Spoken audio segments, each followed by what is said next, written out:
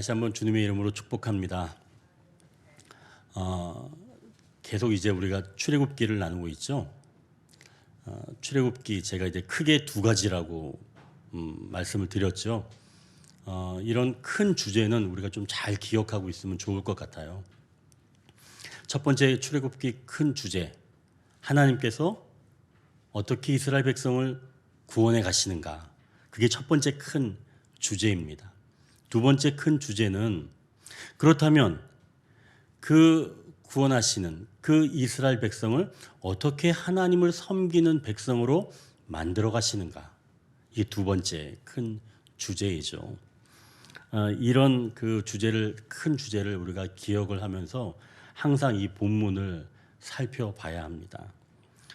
오늘 우리가 읽은 본문은 첫 번째 큰 주제 안에서의 그런 본문입니다. 그러니까 하나님께서 어떻게 이스라엘 백성을 구원해 가시는가, 그런 측면에서 우리가 산파의 이야기도 들었고 요게벳의 이야기를 들었고 지난주에 또 모세의 이야기를 들었는데요. 이제 오늘은 좀 더 구체적으로 이제 하나님께서 말씀하시는데, 이 모세의 지난날의 이 상처에서 모세를 어떻게 벗어나게 하시는지를 이제 보여주시는 바로 그러한 내용입니다. 제가 몇 번 또 말씀드렸지만 우리 신앙인들은 죽어서 천국에 가는 것 당연하지만 이 땅에서도 천국의 실제를 맛보는 사람들이 바로 신앙인입니다. 그리스도인들이 그렇다는 것이죠. 그러면 그렇다고 해서 우리 인생 모든 것이 다 환한 빛인가? 그렇진 않은 것 같아요. 그죠? 나름대로 각자 다 상처가 있다는 겁니다. 이 영혼의 지하실 같은 것들이 다 누구에게나 있다는 것이죠. 그거를 다른 사람들은 상처라고 이야기를 합니다. 자, 그래서 우리에게는 누구나 감춰진 상처가 있다는 겁니다. 한번 10절을 한번 보십시오. 모세가 여호와께 아뢰되 오 주여, 나는 본래 말을 잘하지 못하는 자니이다. 주께서 주의 종에게 명령하신 후에도 역시 그러하니 나는 입이 뻣뻣하고 혀가 둔한 자니이다. 지금 하나님께서 모세에게 애굽으로 돌아가서 이스라엘 백성을 좀 이끌어내라 이렇게 하신 후에 오늘 이 본문은 모세가 지금 대답을 한 겁니다. 자신은 본래부터 말을 잘하지 못하는 자라고 지금 자기를 이야기하고 있는 거예요. 근데 여러분, 모세가 정말 말을 잘 못했을까요? 이건 좀 성경에서 확인해 볼 필요가 있습니다. 사도행전 7장 22절에 이렇게 기록되어 있어요. 모세가 애굽 사람의 모든 지혜를 배워 그의 말과 하는 일들이 능하더라. 모세가 모든 지혜를, 애굽 사람의 모든 지혜를 배워서 그의 말과 하는 일들이 능하더라. 그러면은 본래부터 말을 못한 사람은 아니라는 거예요.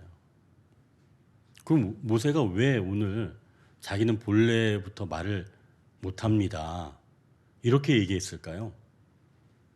그것은 출애굽기 2장 11절에서 15절 그 사건 때문에 그렇습니다. 한번 우리가 그걸 한번 찾아보겠습니다. 2장 11절에서 15절인데요. 이렇게 기록되어 있습니다. 이건 좀 중요한 부분이니까 우리가 한 절씩 한번 좀 나눠보겠습니다. 2장 11절에서 15절까지. 모세가 장성한 후에 한 번은 자기 형제들에게 나가서 그들이 고되게 노동하는 것을 보더니 어떤 애굽 사람이 한 히브리 사람 곧 자기 형제를 치는 것을 본지라.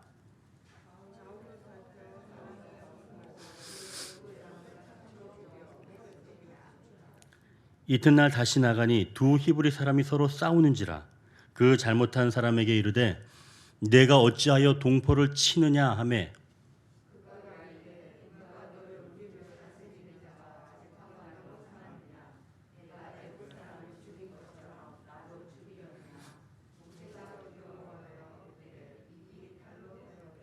이제 함께합니다. 바로가 이 일을 듣고 모세를 죽이고자 하여 찾는지라. 모세가 바로의 낯을 피하여 미디안 땅에 머물며. 네, 여기까지. 예. 지금 모세는 애굽에서 도망을 친 지 40년이 지났습니다. 그때 일을 지금 잊지 않고 있는 거예요. 40년 전에 있었던 일, 자신이 동포를 위해서 목숨을 걸고 자기의 목숨을 걸고 애굽 사람을 쳐서 죽였습니다. 그리고 묻어버렸죠. 물론 끔찍한 일입니다. 하지만 여기서 중요한 것은 그러면서까지 이스라엘 백성들을 위했습니다. 그런데 지금 그 이스라엘 백성들은 모세의 이런 마음을 받아준 거예요? 안 받아준 겁니다. 거절했죠. 이렇게 자신의 말, 자신의 행동이 받아들여지지 않았던 과거의 아픈 상처가 40년이 지났지만 모세의 마음에 깊이 새겨져 있다는 것이죠. 그러니 하나님께서 그곳으로 다시 가라 라고 하는 것은 수면 아래 가라앉아 있는 그 기억의 앙금들을 막 휘저으셔서 뿌옇게 만드는 바로 그런 것이라고 모세는 생각하고 있었던 것이죠. 그래서 모세는 최대한 자신의 그 내면을 드러내지 않고 다시 상처받기 싫으니까 그래서 오히려 저는 말에 능하지 못합니다 라고 하는 그 말로 거절의 의사를 밝힌 겁니다. 자, 그러면 모세가 하나님께 뭐 이렇게 말씀을 드렸으니까 하나님께서 알아서 정리해 주시겠지라고 생각할 수 있는 거잖아요. 우리가 생각하기에 어떤 일을 맡길 때 좀 의욕도 있고 또 그것을 할 만한 사람을 보내는 게 이치에 맞는 거잖아요. 그러니까 하나님이 억지로 시키지는 않으시겠지라고 모세는 생각을 했습니다. 자, 그런데 모세의 이러한 감춰진 이런 상처에 대해서 하나님께서 어떻게 반응하시는지 11절을 한번 보십시오. 여호와께서 그에게 이르시되 누가 사람의 입을 지었느냐? 누가 말 못하는 자나 못 듣는 자나 눈 밝은 자나 맹인이 되게 하였느냐? 나 여호와가 아니냐. 여기서 지금 말 못하는 자, 그럼 누구겠어요? 모세겠죠. 자기가 말 못한다고 했으니까. 또 못 듣는 자는 누굴까요? 이스라엘 백성이겠죠. 그죠? 모세가 그렇게 얘기했는데도 잘 못 알아들었으니까. 자, 그럼 이 모든 사람을 지은 사람이 누구라는 얘기예요? 하나님이시잖아요. 자, 그러면은 모세도 이스라엘 백성도 다 하나님께서 지은 자들. 그리고 모세가 겪은 일이 하나님의 허락하심 가운데 일어났다는 사실. 그리고 각자 모두에게 일어난 이런 것들은 하나님 안에서 하나님이 허락하심 가운데 일어났다는 사실을 지금 하나님께서 말씀해 주고 계시는 겁니다. 그러면 누구의 상처나 다 하나님 허락하심 안에 있다는 것이죠. 사모님이면서 그 작가인 재행신이라고 한 그 사모님이 쓰신 책이 있어요. 제가 이제 지난주에 사서 읽은 책인데 제목이 지하실에서 온 편지예요. 거기 책에 실린 내용인데요. 그 사모님이 상처 치유에 대해서 자기가 경험했던 특별한 경험을 기록해 두었습니다. 이런 내용이었어요. 자기가 재수할 때 학원 친구랑 화장실에 가서 서로의 상처를 털어놓고 이 부둥켜 안고 막 울었답니다. 그때 친구에게 털어놓은 상처는 분명 자기가 감당할 수 없는 그런 큰 돌덩어리 같은 거였는데 막상 꺼내놓고 보니까 생각보다는 작게 느껴졌다는 겁니다. 나만 겪는 특별한 경험이라고 생각을 했었는데 사실 누구나 겪고 있는 그런 경험인 것을 그 자리에서 알게 되었다는 거죠. 친구의 아픔 또 자신의 아픔이 서로 비슷한 것에 이 사모님이 놀랐답니다. 그때. 그러니까 나만이 느꼈던 상처가 주는 어떤 특별한 아픔이 오히려 평범한 것이었다는 것에 이 사모님이 살짝 실망했다고 합니다. 그 이후 그 상처가 주는 특별한 우울감 이런 것들이 사라졌다는 거예요. 그러니까 사실 이런 경험들은 우리가 많이 좀 해봤을 겁니다. 큰 상처를 가슴에 안고 있었는데 그리고 그것들이 나에게 큰 압력으로 다가왔었는데 그것을 드러내고 나면 상처가 더 이상 나한테 힘을 쓰지 못하는 누구에게나 있는 그런 상처인 것을 알게 된다는 것이죠. 여러분, 그래서 상처는 나만 있는 것이 아니라 누구도 있다고요? 모든 자들에게 상처는 있다는 겁니다. 이것을 하나님께서는 지금 먼저 이야기를 하고 계시는 거예요. 자, 이제 상처를 딛고 자신과 공동체를 살릴 수 있는 길을 한번 나누겠습니다. 하나님께서 먼저 할 말을 가르치시는 하나님 만나기를 이렇게 경험하시길 원한다는 거죠. 가족 상담 그리고 특히 또 부부 그 치료의 권위자인 그 오재은 교수님, 그러니까 이분은 목사님이기도 한데요. 교수님의 그 책에 나오는 이야기입니다. 이것도 제가 이제 지난주에 읽은 책인데요. 이 책은 좀 유명한 책이라서 여러분들도 아실 겁니다. 자기사랑 노트라고 하는 그런 책이에요. 이제 이분이 전에는 뭐 숭실대학교 다니고 지금은 다른 외국에 있는 그 총장으로 가셨는데 그분이 이제 상담을 하시면서 겪었던 그런 내용입니다.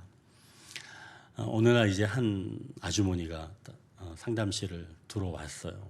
들어왔는데 이렇게 외모를 보니까 얼굴이 이렇게 좀 이렇게 주글주글하고 그리고 흰머리가 이렇게 약간 좀 삐쳐 나오고 머리가 이렇게 좀 흐트러진 거를 봐서 이 교수님이 생각해 보니까 한 60대 정도는 됐겠다 이제 생각을 했는데 그분이 40대라고 얘기해서 깜짝 놀랐다고 얘기합니다.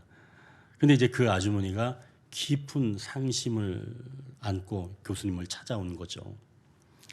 이렇게 털어놨다고 합니다. 제 남편이 알코올 중독자예요. 술만 먹이면 소리를 지르고 폭력도 쓰고 그래요. 남편이 술을 끊을 수 있게 해달라고 똑같은 기도를 10년째 하고 있는데 소용이 없었습니다. 매일 새벽 기도회를 다녀오면 남편은 그때까지 술에 절어서 잠을 자고 있고 또 그걸 보면 제가 속이 터져서 알코올 귀신 물러가라 라고 소리를 지르려 보기도 하고 또 자는 남편을 붙들고 울면서 통성 기도도 해봤습니다. 하지만 남편은 교회 이야기만 나오면 오히려 더 정말 끔찍해 하면서 오기로 술을 더 마시는 겁니다. 어떻게 해야 좋을지 모르겠어요. 이런 이야기를 오재은 교수님한테 하더랍니다. 그러니까 이 아주머니의 깊은 상심, 이게 결국은 남편의 문제였던 거죠. 그래서 지금 그 이야기를 듣고 이 오재은 교수님이 처방을 내렸습니다. 어떻게 처방을 내렸냐면 10년 동안 그렇게 기도를 열심히 해왔고 왔는데 소용이 없었으니까 이제부터 기도의 내용을 한번 좀 바꿔보시죠. 이렇게 이야기를 한 겁니다. 남편이 달라지게 해주세요 라고 하는 그런 내용이 아니라 남편의 아픔을 내 가슴으로 느낄 수 있게 도와주세요 라는 그런 기도 제목을 가지고 기도해 보는 겁니다. 그리고 두 손을 가슴에 대고 기도하면서 그러다가 정말 남편의 아픔이 정말 내가 느껴지면 그때 돌아가서 남편을 바라보라고 이렇게 권면을 했습니다. 남편이 어떻게 해서 고마운 것이 아니라 그의 단점과 고통을 이해하고 그 상처를 가슴 아파하게 될 때 새로운 관계가 열리게 될 것이라고 이 오재훈 교수님이 이야기를 해준 거죠. 시간이 흘렀습니다. 그리고 나서 이 아주머니가 오재훈 교수님을 다시 찾아오는 거예요. 그리고 이야기하는데 기쁨의 눈물을 흘리면서 말하고 있었습니다.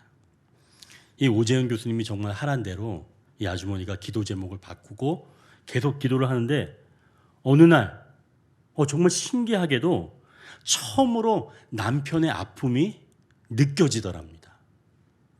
그래서 그 느낌이 혹시 달아날까 봐 두 손을 가슴에 꼭 안고 집으로 달려갔대요.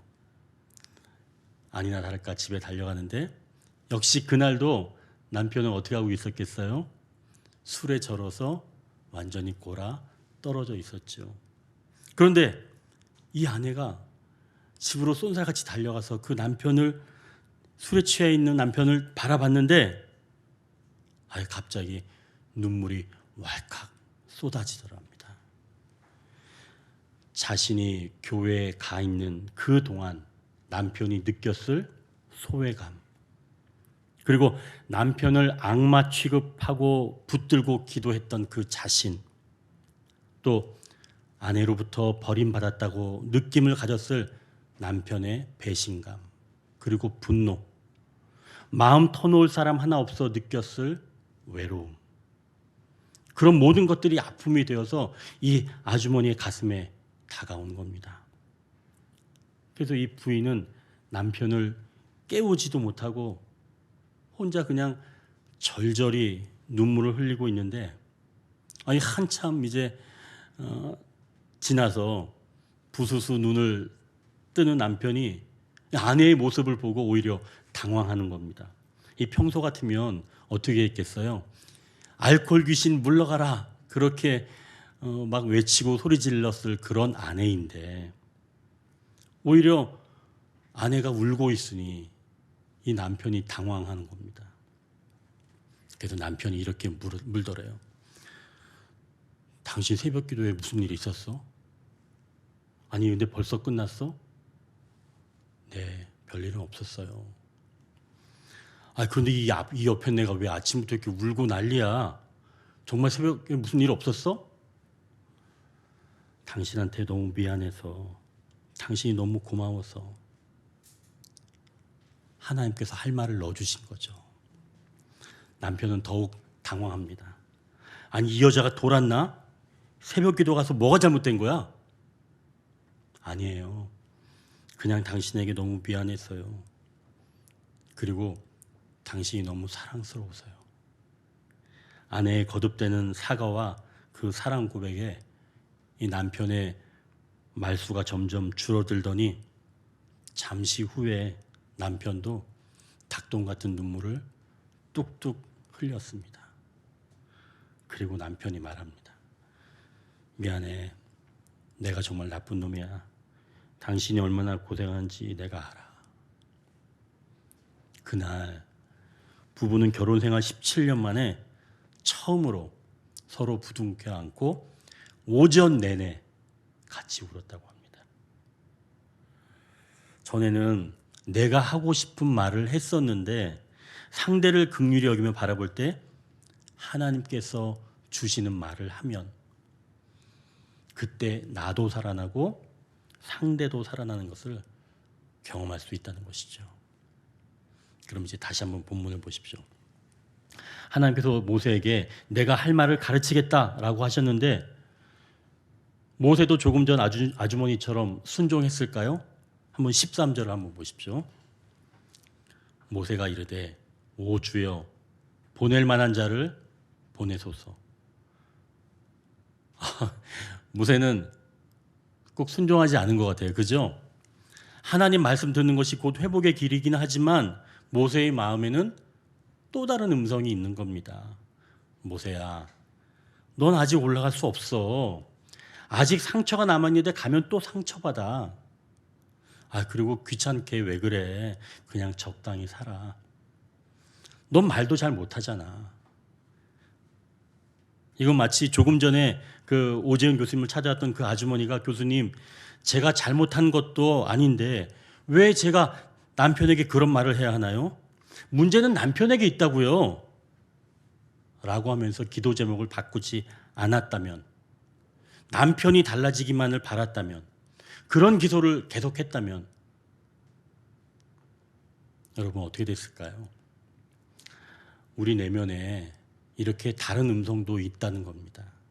즉 주님을 향해 올라가는 그런 것들을 여러 가지의 것 말로 교묘하게 방해하는 것들도 있다는 것이죠. 어찌 보면 그게 타당해 보입니다. 그러나 여러분, 내가 하고 싶은 말을 하는 것은 결코 내 문제에 해결에 도움을 주지 않는다는 겁니다. 주님께서 하실 말씀을 해야 내가 상처에서 벗어날 수 있으며 내 문제가 해결될 수 있다는 것이죠. 자, 이제 하나님께서 할 말을 주실 것이다 라는 것을 믿고 이제 가는 자에게 자신과 공동체를 살리는 두 번째 길을 열어주십니다. 여러분 이제 14절을 보십시오. 여호와께서 모세를 향하여 노하여 이르시되 레위 사람 내 형 아론이 있지 아니하냐. 그가 말 잘하는 것을 내가 아노라. 그가 너를 만나러 나오나니 그가 너를 볼 때 그의 마음에 기쁨이 있을 것이라. 모세의 형 아론이 기쁜 마음을 가지고 동생을 맞으러 온다고 하나님께서 말씀을 하십니다. 이것은 모든 사람이 나를 부정한 것으로, 그러니까 부정하다고 여기는 건 아닙니다. 부정하는 것은 아니라는 거죠. 그러니까 모세가 과거 이스라엘 백성들에게 모두에게 거절당한 건 아니라는 겁니다. 그 중에서 나를 긍정해주고 지지해주고 또 나를 그리워하는 사람도 있다는 겁니다. 여러분 우리가 이것을 기억해야 되는 거예요. 나를 모두가 다 부정하는 건 아니에요. 100% 나를 싫어하는 건 아닙니다. 그 중에서 나를 얼마든지 좋아해주고 지지해주는 사람도 있다는 거예요. 근데 우리는 항상 나를 부정하고 지지해주지 않는 사람만 우리는 생각하고 그것이 마치 전체의 의견인 것처럼 여긴다는 얘기죠. 그렇지 않다는 거예요. 다른 사람들은 나를 좋아해주고 지지해준다는 겁니다. 이거를 기억을 해야 돼요. 나를 다 싫어하는 건 아니라는 거죠. 그럼 반대로 나를 다 좋아하지 않을 수도 있는 겁니다. 나를 다 좋아해야 될 이유도 없는 거예요. 나를 분명히 힘들어하는 사람도 있는 겁니다. 그걸 당연하게 여겨야 된다는 얘기죠. 그럼 오늘 본문에서 나를 긍정해주고 나를 지지하고 나를 그리워한 사람은 누구라는 얘기인가요? 모세의 형 아론입니다. 그럼 아론은 누구예요? 가족이죠. 가족입니다.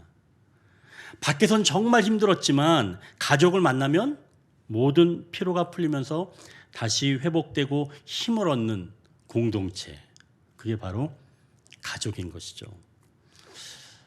하나님께 사랑하신 우리 성도 여러분, 우리 가정이 주님 안에서 온전하게 회복되시기를 주님의 이름으로 축원합니다.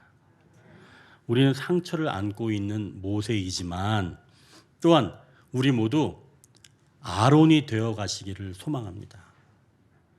가족이 문을 열고 들어오면 환한 미소로 기쁘게 맞이하는 아론이 되십시오. 세상의 모든 사람이 나를 힘들게 하지만 그래도 내 가족은 나를 지지해. 이런 마음을 가질 수 있도록 가족이 나를 만나거나 문을 열고 들어오면 따뜻하게 맞이해 주는 겁니다. 그런 경험이 많아지면 가족들이 집으로 돌아오는 것을 기쁘게 여깁니다. 일찍 들어오라고 하지 않아도 잘 들어옵니다. 밖에서 아무리 피곤한 일이 있더라도 집에 들어오면 긴장이 풀리면서 편안해지고 불편했던 마음들이 사라집니다. 그리고 가족 외에 다른 사람이 그 집에 들어가면 뭔가 모르는 따뜻함이 있다고 이야기를 합니다. 그게 그냥 느껴지는 거예요. 그 공기가 달라져 가는 거죠. 우리 교회도 그런 것 같아요. 우리 교회도 우리 교인이 아닌 다른 분들이 오셨는데 이 교회는 뭔가 좀 따뜻해요. 오신 분들마다 그런 얘기를 해요. 왜 그럴까요? 여러분들이 따뜻해서 그래요. 아멘을 안 하시네요. 여러분들이 따뜻해서 그래요. 우리가 따뜻해지면 공기가 달라지는 겁니다. 처음 온 사람도 그걸 느끼는 거예요. 우리가 아론이 되어서 기쁨을 가지고 가족들을 맞이한다면 그 가족들의 냉랭함이 우리의 따뜻함으로 인해서 온기로 변화된다는 것이죠. 근데 여러분 여기서 기억하실 것은 있어요. 나를 기쁘게 맞이하는 사람 그 자체를 주목하지는 마십시오.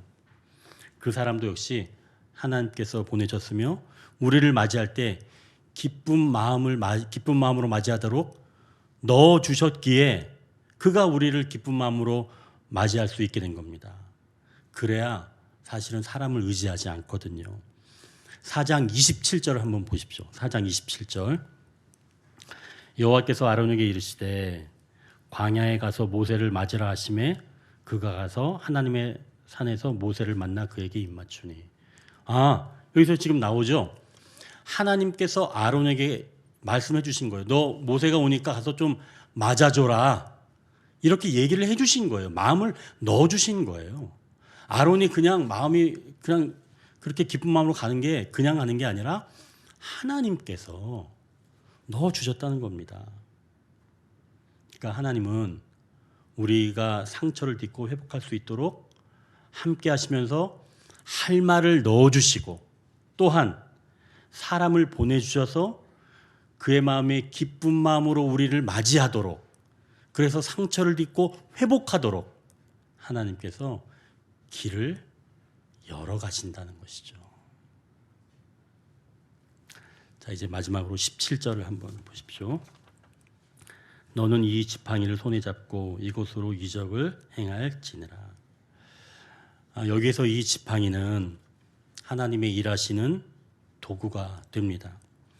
하나님은 모세의 손에 들린 이 지팡이로 나중에 어떤 일을 하시냐면 10가지 재앙을 일으킬 때 이 지팡이를 가지고 사용하시죠. 그리고 홍해를 가를 때에도 이 지팡이를 사용하도록 하십니다. 그리고 아말렉과 전쟁 중에 기도할 때에도 이 또 지팡이를 가지고 있죠. 이 지팡이가 전에는 어떤 거였어요? 양칠 때 쓰는 그런 도구잖아요. 그런데 하나님께서는 이 도구를 통해서 이제 하나님 놀라운 이적들, 기적들을 행하신다는 얘기죠. 그러니까 하나님은 우리의 일상 중에서 사용하는 것들, 그런 것들을 통해서 일하신다는 겁니다. 뭐 대단한 거 그런 게 아니에요. 우리가 일상 중에서 그냥 편하게 나는 의식하지 않고 편하게 쓰는 그런 것들을 통해서 하나님께서 일하신다는 바로 그런 말씀입니다. 평범하지만 하나님이 사용하시면 모두가 기뻐하는 그리고 평안이 넘쳐나게 하는 바로 그러한 도구로 사용하신다는 말씀이죠. 어떤 집사님이 장사를 하시는데 이 집사님은 손님의 표정을 보면 손님이 뭘 원하는지 말하기도 전에 안다는 이야기를 제가 들었습니다. 그래서 그걸 준비해 주면 손님이 흡족해 한다는 거예요.